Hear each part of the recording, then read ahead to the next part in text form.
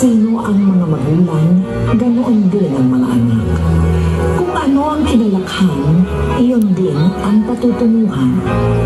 Pinaniniwalaan natin ito katulad ng pinaniniwalaan natin na minsan hindi natin matatakasan ang lupit ng kapalaran.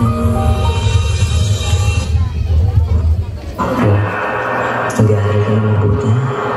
Kahit mahirap man tayo, gagawin mo pa na nakapagtapos ka lang pag-aaral mo. Apa, tay, mag-aaral pa ako ng mabuti para sa pangarap natin.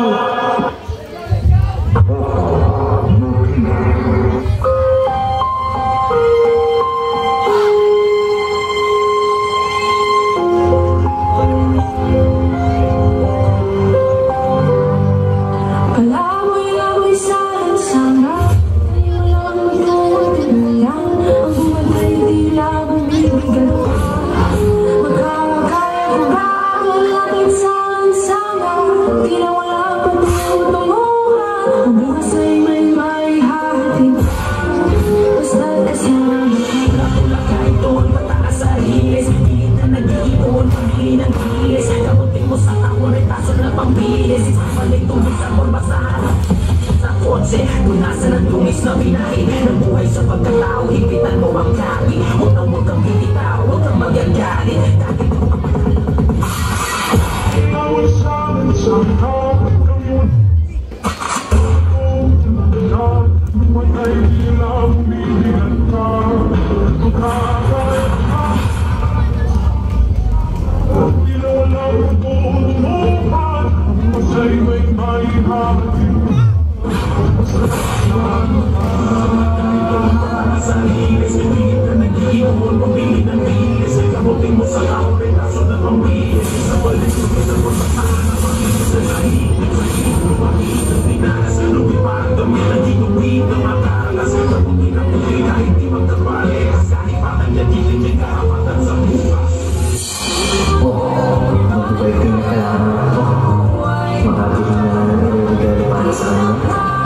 Sigurado ako na matutuwa siya sa regalo ko.